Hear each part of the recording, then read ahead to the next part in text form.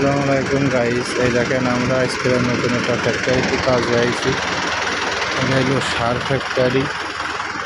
সারের কোনো অভাব নেই, আর এই রড মাঠ সব খেয়েই গেছে, তাই আমরা ঠিক করতেছি। জুলাতালি দিলাম। কত সুন্দর সিস্টেম দেখেন।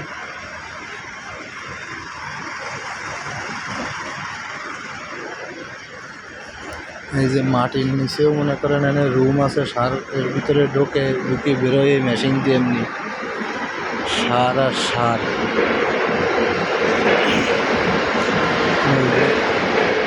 খোলা জায়গায় দেন, এই যে সব সার রেখে দিয়েছে, সব সার,